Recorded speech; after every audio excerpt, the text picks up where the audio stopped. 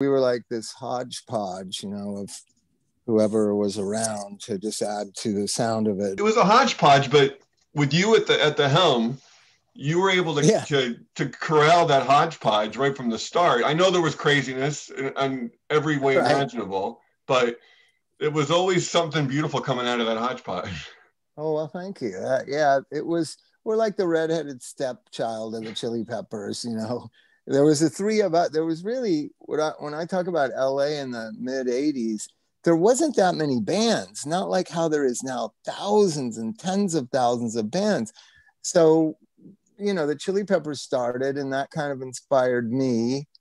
And the Replacements came to LA a lot and they were very inspiring, and X was very inspiring. Yeah. And then we met the Fishbone guys from south part of LA. And we were just this tribe of Fishbone, Chili Peppers, Thelonious Monster.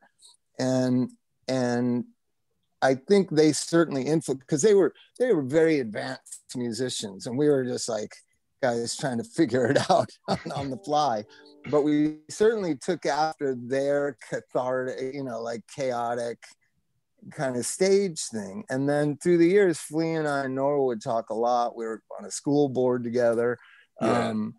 And we were talking about, you know, how rock and roll, like the kids that came along after us didn't get that you're supposed to put on a show. You know what I mean? You're supposed to make people want to pay $40. Yeah. You know what I mean? But when you think about that era of bands, and then Jane's Addiction came in like 86, and then Rage in like 89 or 90, I forget. Right. It was all very exciting. You had to put on a show. Right. And if I recall, this Monster show was the first time chaotic and anarchic and cacophony of sound. And so at certain times, I think Thelonious Monster had 10 members, because we have a horn section of 3, keyboards, 4 guitars, bass, drums. That was a sound. I remember seeing you guys at Variety Arts Center downtown, and you were opening, and you can remind me, you were either opening maybe for Husker Du, if that makes sense, or Meat Puppets. Yeah, Husker Du, because I remember, because we got kicked off the Husker Du tour. We were supposed to do a whole 20 days with them, and we only made it 3. Okay. I'm privileged. I got to see one of those shows, and that was 87, I think, the Warehouse tour. Yeah, and you were throwing things. You said you guys grabbed things out in the back out of a trash bin or something. I think you were literally throwing Tonka trucks into the crowd. Yeah, and books and stuff like that. Yeah, it was just, you know, a little Rip Torn in me. I used to love Rip Torn, like that guy on Mike Douglas show.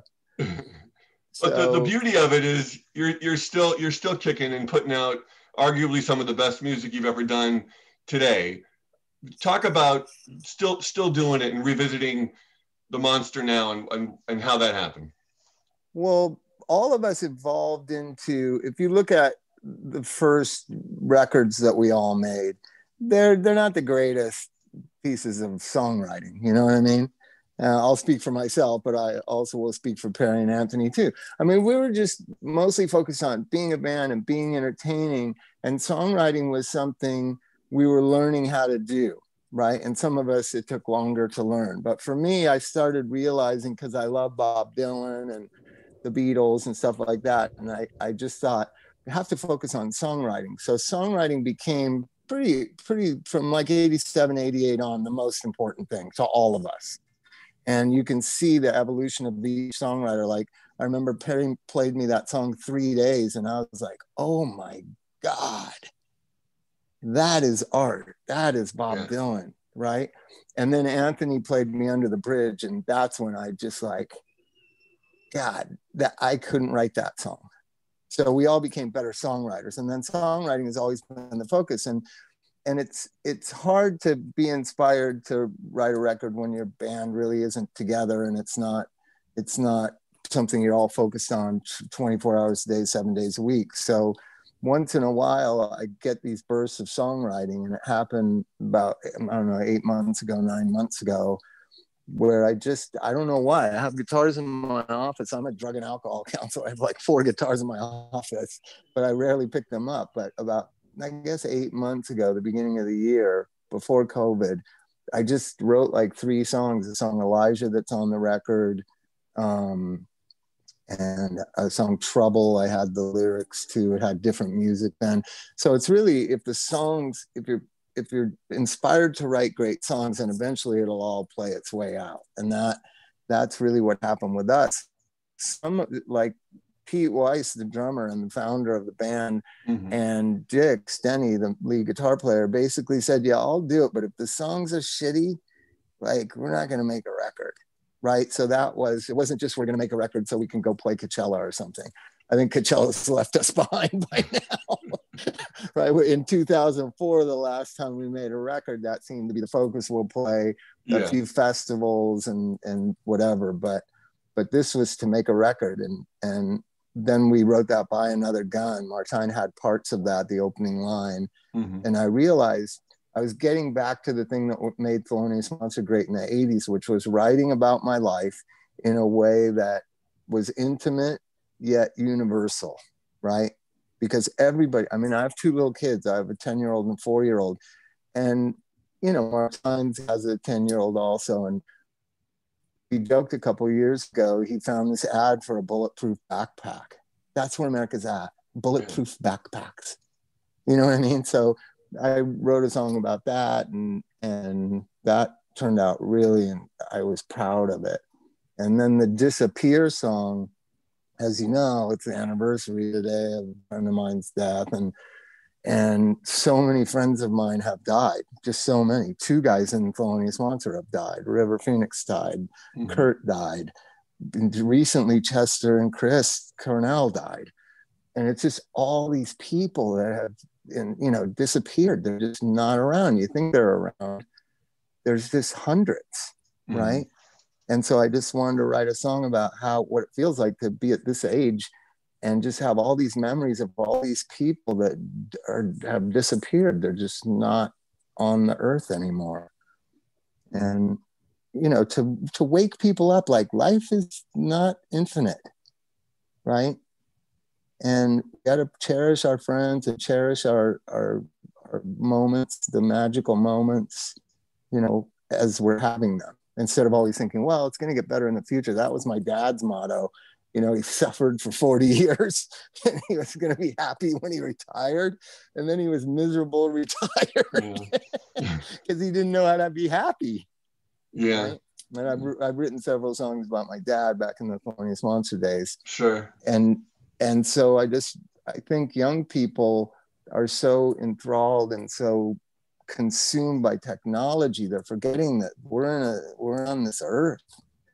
Like, you can disappear, you won't exist. There won't be a time later on where you can figure out your trauma and figure out what is your purpose and meaningfulness and what matters to you.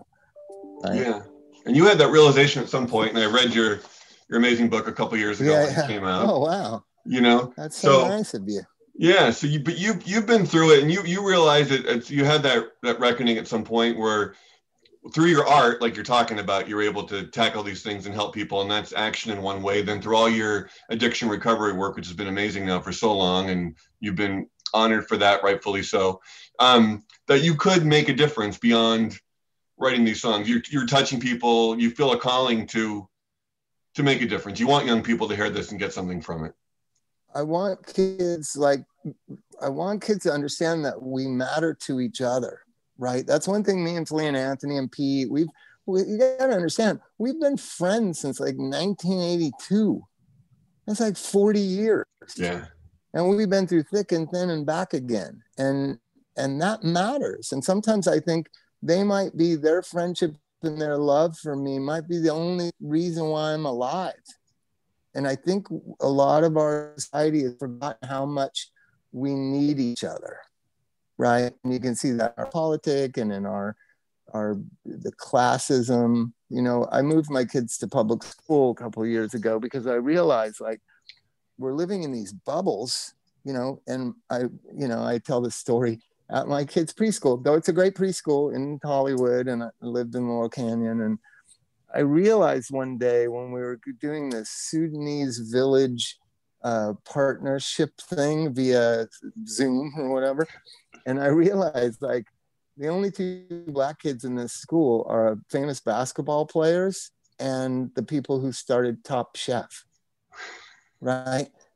And I realized, like, my kids are growing up in this fake artificial environment with all this supposed consciousness about race and class and disadvantage and privilege, and so you see that in our culture. You see these middle-class white kids enraged by the hypocrisy and the injustice in our society, and it's because we shelter them away.